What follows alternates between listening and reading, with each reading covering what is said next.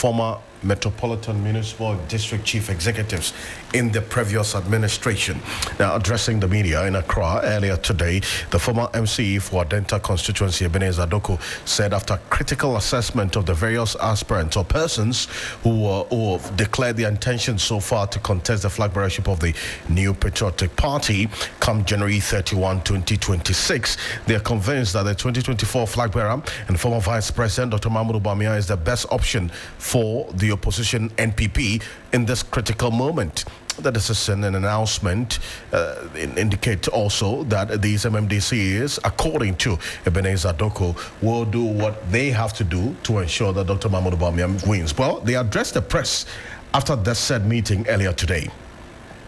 Dedicated supporters of the new Patriotic Party, we have invited you here today to meet the forum for former MMDCES for Bawumia. We are a forum of 220 MMDCES who have served between 2017 and 2024 during the tenure of the immediate past NPP administration. At this time, that the party has announced the election of flag bearer on the 31st of January 2026. We deem it important to let the rank and file of our party know our thinking and our observations as we choose a leader for the 2028 elections. Following extensive consultation with all aspirants and after a thorough assessment of their vision, their competence and commitment to the NPP progress, we are convinced beyond any reasonable doubt that Dr. MahamuduBawumia is the best candidate to lead the NPP team.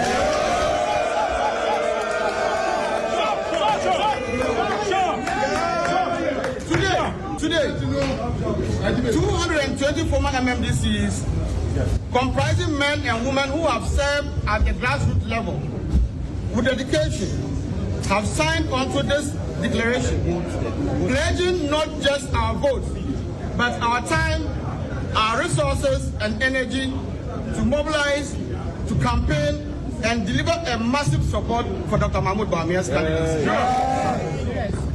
Our endorsement is not merely symbolic. It is a strategic and operational commitment, with 95% of us having previously served as either constituency or regional executives, some for over 16 years.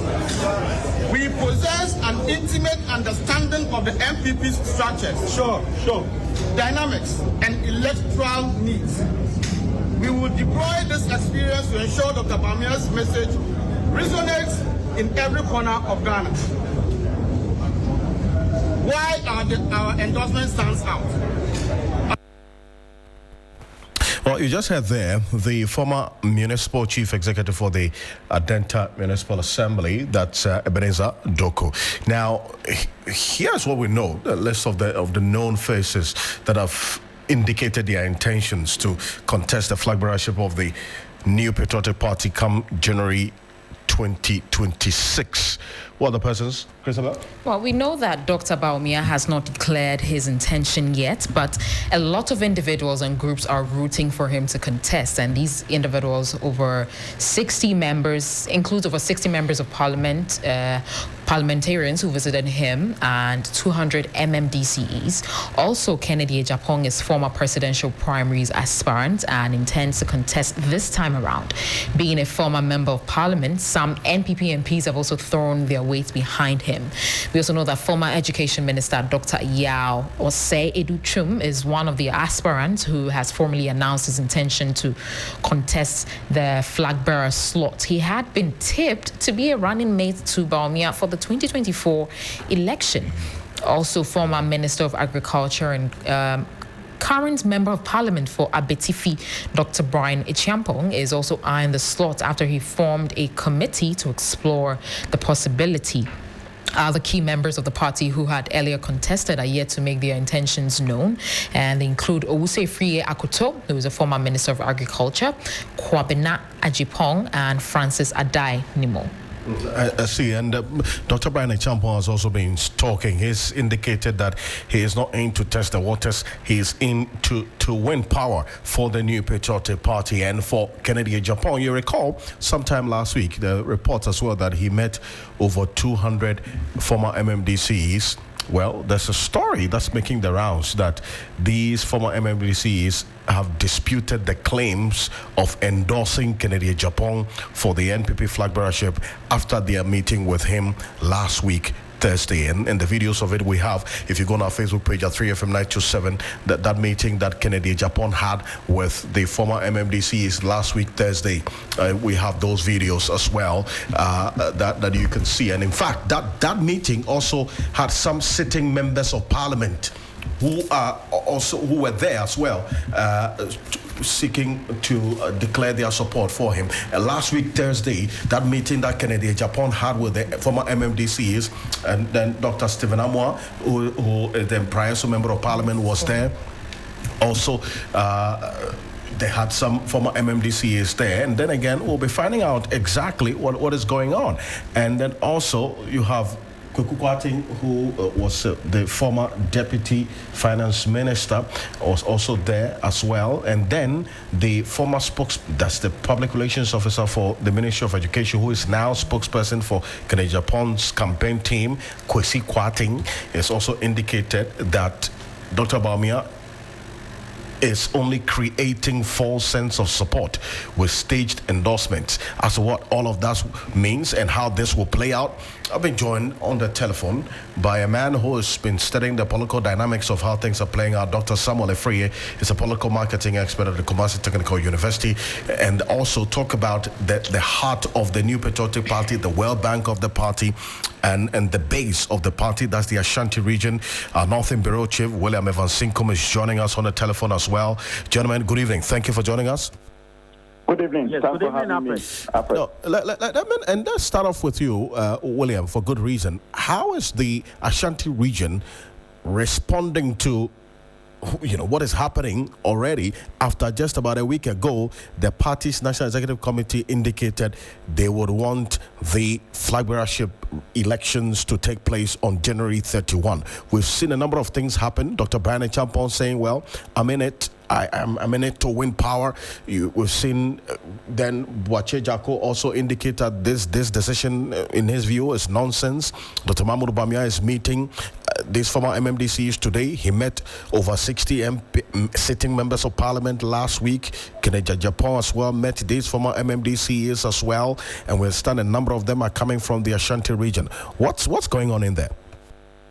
Well, Alfred, so we're talking about an excess of over 40 MMDCEs from the Ashanti region, approximately 43 MMDCE or former MMDCE from the Ashanti region, throwing their support behind Dr. MahamuduBawumia. It is not surprising because Dr. MahamuduBawumia still has his base, even after the 2024 general election.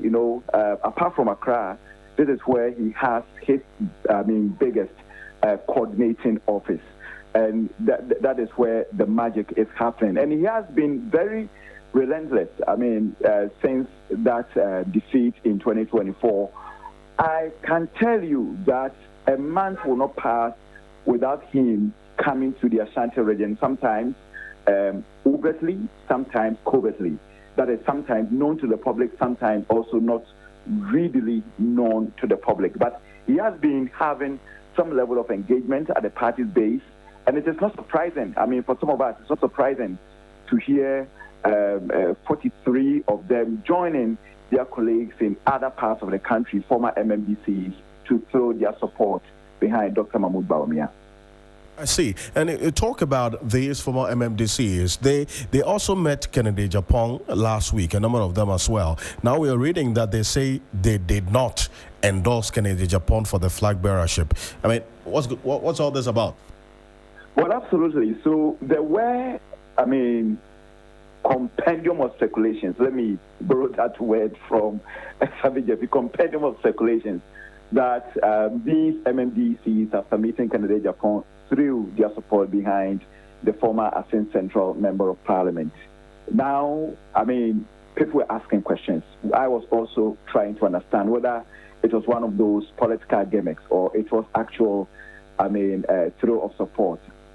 honestly, in all the investigation that I did, never did I hear or did I see any video of somebody speaking in support of the former Asin Central Member of Parliament. So, I mean, for Bawumia camp here in the Ashanti region, they have always denied that particular claim that former MMDCs have thrown their support behind Kennedy Ohinejapon. So when the former municipal chief executive for the Adentan constituency, who happens to be, I think, the chairman of the caucus or the forum of former MMDCs, say that they never did that when they last met Kennedy Ejapon. I can tell you that here in the Ashanti region, I've had a number of calls from the camp of Dr. MahamuduBawumia saying that, well, we told you that it never happened, and now this is what is the actuality on the political ground. So they are happy. For them, it gives them some level of political momentum and then some level of leverage as far as going into the January 31, 2026 presidential primary for the opposition party is concerned. For that matter, kind of stifling the chances of Dr. MahamuduBawumia in retaining the NPP ticket going into the 2028 general election. I see, and Dr. Freya, this is why I bring you in, you can understand why there's this jostle, for the lack of a better expression, for these former MMDCES vote. The reason being, if you look at the party's Article 1311 Constitution provision, that's the NPP Constitution, Article 13, Clause 11, it says the party's presidential candidate shall thereafter be elected by the following delegates: all members of the National Council, that's number one, all voting members of the National Executive Committee, all voting members of the Regional Executive Committee as well. And then we have, as part of the list from what we do know so far in the party's constitutional provision, we also see the 15 patrons to be elected from amongst the various regions. All party continuous, that's all party members of parliament, past national officers, 3 representatives of each of the special organs of the party. It also continues that based on the revision to the constitution they have done, there are 12 delegates from every external branch. Founding members who are signatories to the registration documents of the party also have election rights or votes. 1 TESCON representative from each recognized tertiary institution also has a voting right based on the details of the MPP constitution. And then there's a final one, that's the all-party card-bearing ministers and deputy ministers. And then finally, all MMDCEs as well. Now, so it's all about the numbers. If you have over 200 MMDCEs endorsing or declaring support, that's a big deal, is it not? Yes, Alfred, and also greetings to Evans as well. You know, the MPP politics is sometimes a strategy where we have these declarations as a strategy to let you know the direction of where the party is heading to. And that is what has been the strategy, even from the other parties. The NDC has been using that. So for some of us, we have 2 perspectives where it will come from those groups. And then you realize that immediately the date was given, that is the NEC gave that date. You immediately saw the caucus in Parliament moving to Dr. Bawumia's office to through their support and also to declare their stand. And now it has led to what the MMDC. So, and I mean, we are expecting more. They will come. And that is a strategy, you know, it's a way for you to let all the party members, those who are not even support that, at least you are on track and you are leading. And that is a strategy. On the other perspective, you can also describe it as a way of intimidation, a way like coward people to that is a minority or the other groups to support your interests. And that is what goes on in the party. At the same time, I see this as an immediate action that if care is not taken, it might break the trust of other candidates engaging some of these groups. Because you realize that the MMDC, that is what was going around, that the MMDCs have given their support to Kennedy.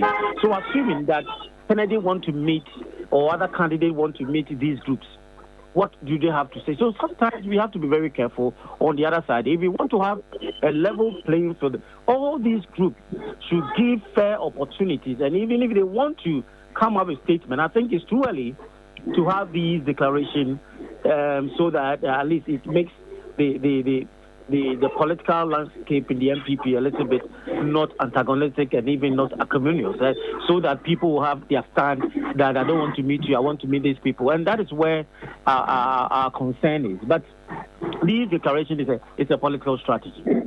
Well, it appears that the Kennedy Japan camp is also thinking along the same line, because you hear Kwesi Kwarteng, who speaks for Kennedy Japan's campaign, indicate that Dr. MahamuduBawumia's camp is only creating false sense of support with what he describes as staged endorsement. But then you flip the coin and indicate that even if it is not staged, it would have its own repercussions for the party going forward, is it not? Oh yes, definitely it will have, because is it the intent of the NEC to decide the top-down approach for this? That is the elections of the executives, the party executives, especially the presidential level. The top, and I think this is not the first time. I think during President Kufuor's time, I think Kufuor election, I think 2000, I think that approach was used. So this is not new. This is, I think, maybe the second or the third time that they are using this approach top down and also using the current executives. But the situation where the direction is that you're making declaration, and that is why I have a problem. I will have a problem that the intent of the party was that the NEC was to avoid these, should I use the word, indiscipline in the party where people are just insulting others, trying to create problem, disunity. So the main aim is to elect from the top so that the unity will try to manage the indifferences as it comes down. But the way things are going, if these declarations tend to continue, it might not even achieve the intent of the NEC objective of ensuring that unity will be adhered to when the party uses that strategy. And that is where our concern is. It's too early for these declarations. It's too early. And I think the party might be heading towards ball cracks as they wanted to avoid. Well, but I don't know if you also have heard the likes of Nana Komia, who make the point that this is a strategic decision by the party, in the sense that any effort to unite the ranks of the party will be difficult if the flag bearer has not been elected as yet. So rather deal with that, elect the flag bearer, whoever emerges the winner. Obviously, there are going to be fallouts, there are going to be disagreements, and people who would have lost and having to deal with the loss and so on. You would have enough time, that is almost 3 clear years before election 2028, to deal with all the disunity, and then have a formidable front going into 2028. How about that? Alfred, I disagree with that is not automatic, as the economic people will say all things being equal. If all things being equal, that is what the intent has to. But if within the party things are not properly organized, if internally platforms are not equally managed, and it tends to be one side, it will not solve that problem. And that is where our concern, at least our concern is, so that they will manage these kind of declaration, this kind of, and even fairness, giving opportunities. These are all things that the party need to manage and arrange them in such a way that it will achieve that goal. Because you cannot say that top-down approach, then if things within the party are not properly organized, are not well structured to give fair grounds for all candidates, then I'm sorry, it might not be as it is, as they want to achieve. And that is where the issue comes in. It's not just 1 + 1 = 2. It can't be that simple like that. I see. But then, William, How is the base of the party in the Ashanti region reacting to this decision to elect the flag bearer on the 31st of January, contrary to what the party's constitution, Article 13, says that if they are in opposition, they'll have to do it some 2 clear years before elections? I think the reaction. I mean, in as much as some believe that, well, probably the top-bottom approach is good, looking at where the party is at the moment. Crack is unity. Post-bottom, after the December 2024 polls, still people are still, grappling to accept the reality. Blame game throwing at each other like missiles here and there. Maybe an early Congress, which will elect the 2028 flag bearer, will be able to calm the storm. That is, now the focus will be on one particular person, that is the flag bearer. And it will be incumbent on that particular person to also unite the base of the party. To the supporters of the top-bottom approach, that is the argument.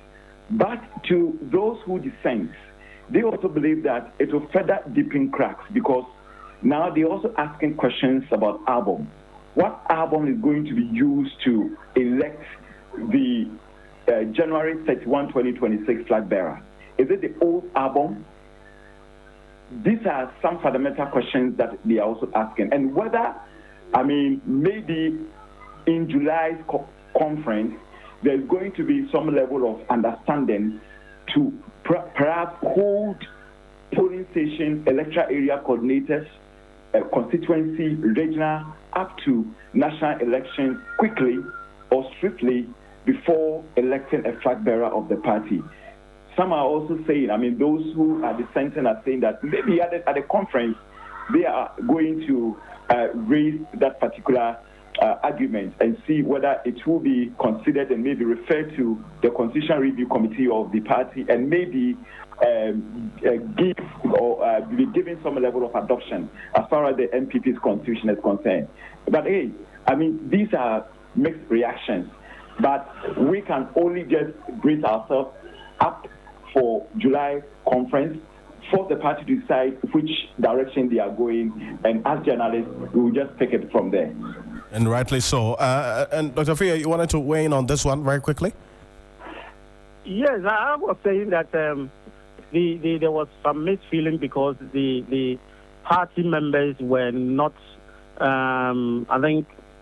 aware or was not informed about these new trends, especially the young ones, I think those who the party that was formed in 1992, I think some of them can attest to some of these things during the Kufuor's time, where an opportunity and existing album was used. But they know the current members of the party, those who are not up to some age, will tend not to have what was having a problem with some of these things. But I think the party members, I think the senior members, came down, and I think they were talking to some of these groups, and I think it's getting on along and the intent of the NEC. And I think that is what has reduced the kind of misfeeling towards that decision. And I think that is why all of them have geared up towards these campaigns of the individuals that want an interest to be the leader of the party.